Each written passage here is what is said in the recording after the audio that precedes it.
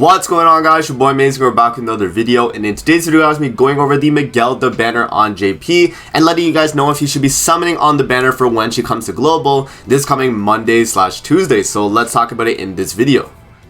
Before we actually hop into the video, make sure to subscribe to your boy Amazing. We're on the road to the 35,000 subscribers. If you guys have not hit the sub button already, definitely make sure to you know your boy's been grinding, and yeah man, always gonna be pumping out the videos. So yeah, let's hop in. Let's talk about the Megellda banner. We'll go over her banner first, and then we'll go over the character kit, and then we'll come back to the banner at the end, and I'll give you guys my reasoning on if you should be summoning and what scenarios you might want to actually be summoning, because this Megellda actually is a very good character. So let's talk about it in this video.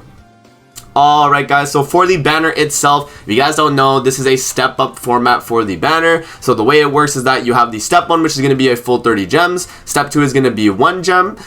Step 3 is going to be 30 gems. Step 4 is going to be 30 gems. Step 5 is going to be 30 gems, but a guaranteed SSR. Step 6 is going to be 30 gems. Step 7 is going to be 1 gem. Step 8 is going to be 30, 9 30, and then 10 30 as well. And you get a guaranteed Megellda on the 10th step. So in total, in the amount of gems you actually have to spend on this banner, it's going to be a total of 242 gems to get a guaranteed Megellda, which is a lot cheaper than any other banner in Grand Cross in terms of getting a guaranteed character. Very good. Okay, so and then in terms of the banner itself, the character's features are going to be Megellda at a 0.5% chance out of a 3% rate. So that's a 1 in 6 on getting Megellda on your SSRs. We have Garad, we have Red Jericho, Green Dynamite Liz, Red Excalibur Arthur, Sigurd. We have Blue Hauser, the Blue Megellda, Red Scotty, Jormungand, and then we have the Captain Meliodas, the blue one. So in terms of the banner guys, it's not that bad. It has some decent characters on it. Obviously there are a lot of filler here that you might not want, but then again, it is a step up banner guys. You got a lot of value, especially in the first 2 steps. You have 31 gems to get, what is that, 22 characters. That's a steal, man. So if you guys at the very least are thinking like the first 2 steps, is that worth it? Amazing, like that's worth it. Try those 2 first steps, and then we'll talk about the rest in the video, like about the Megellda itself. So let me pull up GC database real quick, and we'll kind of talk about the Megellda, and then from there we'll move back to the actual game, and then I'll explain my reasoning on why you should be summoning. Alright guys, so we have Megellda pulled up from GC database, so shout out to GC database here. So the Valkyrie Megellda, Pride of Valhalla. So in terms of her passive here, in Demonic Beast Battle, every time the hero uses a skill, increase allies HP related stats by 6% up to a max of 30%, and increase the ultimate move gauge by 1. When the hero cleanses debuffs with skills, recover 20% of the allies max HP. Very good passive. This is a universal Demonic Beast unit, and so that she's able to be used in all 3 of the Demonic Beasts, or even all 4 of the Demonic Beasts. Yeah. Moving on to her first skill, she's going to have the gauge reduction skill. It's going to be the same as the green coin shot Merlin. So if you guys remember, deplete 1 gauge at rank 1, deplete 1 at rank 2, and then deplete 3 at rank 3. So yeah, pretty good skill. I actually like it like this one, because it's better than the Terry one, because this one is actually 300% of attack on the rank 2, which means Megellda is actually able to do more damage. So I do like that. Moving on guys, we got the second skill, which is going to be the cleanse card. So right here we actually do have remove debuffs on all allies on rank 1, and then we have the solidify stacks on rank 2 and solidify stacks on rank 3 and cleanse the debuff. So this is the same skill as a Blue Elat, which is really good because Blue Elat, she's the only one with this type of unique solidify skill where the first rank is actually a team-wide cleanse, right? That's really strong. And then the rank 2 is going to be a solidify and a cleanse, and rank 3 is going to be a solidify and a cleanse as well, for your entire team, which is really good, man. This is a really strong buff skill, guys. Moving on to our Holy Relic. You guys already know our Holy Relic. It does not actually affect this Megellda, so mainly you're just going for these stats if you're really gonna be buffing this Megellda. But you do gain 250 attack, 250 defense, and then 2,750 HP. So this is, for just the stats alone, I'd say the Holy Relic is worth it, even though the effect doesn't work, and also because the Holy Relic itself is really good on the other Megellda. So obviously having this is really strong. Alrighty guys, moving on to her ultimate. She's going to inflict power strike damage equal to the 630% of attack on one enemy, and this is going to scale up to the 945% of attack at 6 out of 6. Alright guys, so that's pretty much the Megellda there on GC database, and that's pretty much her entire kit. Other than that, she's a red attribute, unknown race, and yeah, that's pretty much it. Let's move back to the game now, and let me give you guys my thoughts on if you should be summoning on the banner and why you might actually want to summon on this Megellda. and we'll talk about it. Alright guys, so should you be summoning on this Megellda? Now, this is a question that, it's a little bit in-depth here, okay? So, on my free-to-play account, which is where I'm actually recording this video right now for you guys, I actually did pick up the Megellda right here, as you guys can see. So, I did actually pull for the Megellda. And you guys might be wondering, amazing, you pulled for the Megellda on your free-to-play account? What was the reasoning for that? And the reasoning for that is because this Megellda acts as a Thonar replacement on Skull and Hottie. If you guys are running Skull and Hottie right now, and you want to actually clear all 3 of the floors, but you don't own Thonar and you want an easier, kind of run. So far, all I can say right now is that this team is doable. I just don't have the strength on the team to actually clear it. And instead of Red Tarmiel, if I had Festival Gother, this could easily be a all 3 floor clear team.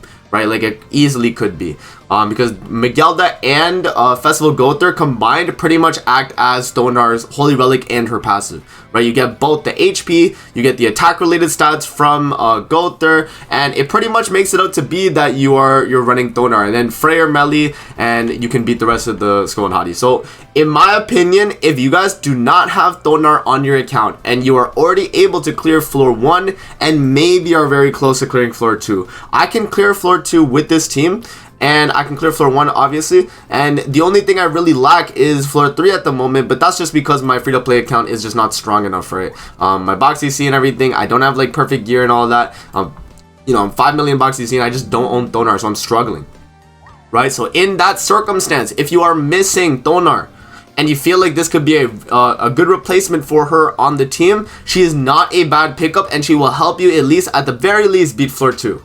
Right, she's a pretty good character.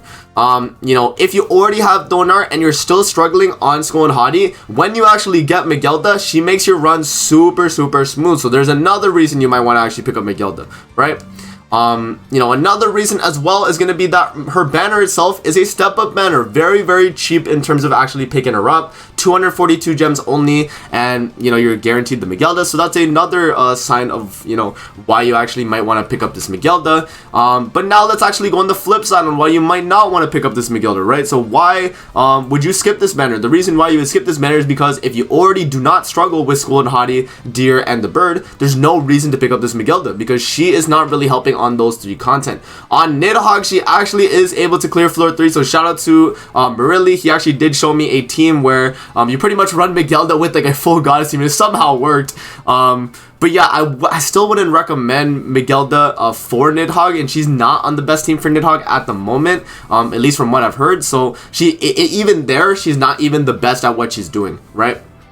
Obviously this Megellda can be a very good character, and it's one thing that I would say as well. If you guys do plan on summoning on this banner, at the very least wait 1 day on global so that we see what JP is going to be getting next week, because JP could be getting another demonic beast type character, and if the Megellda works with that new demonic beast type character, you definitely want to pick up this Megellda, right? So that's going to be another reason you might want to summon versus skipping the banner. But if you are skipping the banner, then that's fine.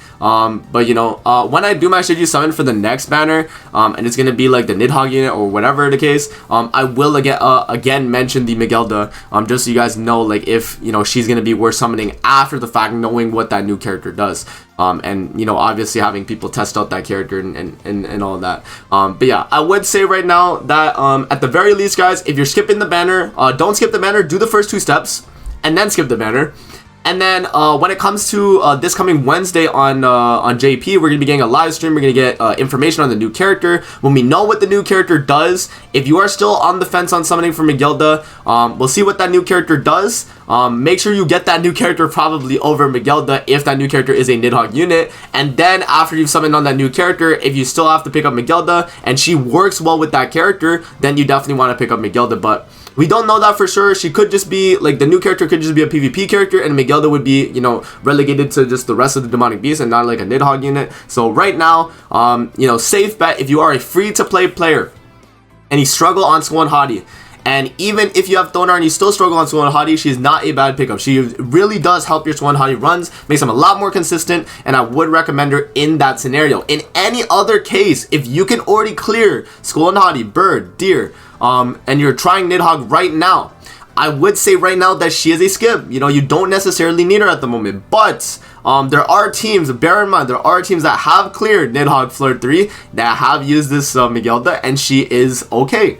She's not the greatest yet, but you know, another thing that you know, to think about is that next week when we get that new character, that character could work with this Megellda, and that might be a reason why you want to summon. So on global, guys, when this Megellda comes out, because she's gonna be coming out Monday, Tuesday, I would just say hold out on your gems. At least do the first 2 steps. If you pull her W, if you don't, hold out your gems. Wait till Wednesday till we get the live stream, see what the new character does. If the new character works well with this Megellda, then you know, you can feel inclined to actually summon for the Megellda, because then she'll be, you know, actually have a lot more uses than just per se, you know, School and Hottie. Because right now it's only really a School and Hottie unit. You can obviously use her in the Deer and she's really good, and you can obviously use her in the Bird, but Deer and the Bird are super easy at this point. And obviously there's already a blue Megellda for the Bird. And yeah, so yeah, that pretty much covers it, guys. I hope you guys you know, understood what I was trying to say pretty much. I was trying to be a lot more in-depth with this because my free-to-play account, like, you know, I did take the initiative to actually pick up this Megellda on my free-to-play account. And, you know, my plan in terms of, like, the upcoming banners right now, I am going to be summoning on the next Ragnarok banner. As you guys can see, I have 900 gems. If that banner is a Nidhogg unit, if it's a PvP character, I'm hard skipping. So we'll exactly see what that's going to be. But if it is a Nidhogg unit, I am willing to do the 600 gems. And then by that point, I'm going to be saving all the way till the anniversary, because the anniversary is going to be coming end of May. So I still have a lot of time to actually, you know, save my gems on my free-to-play account. But yeah, there you go, guys. That's gonna be it for the video. I hope you guys enjoyed. Don't forget to like, comment, subscribe as always. If you guys want to see more videos like this, definitely let me know in the comment section below, and I'm gonna see you guys in the next video. Peace out and have a great rest of your day.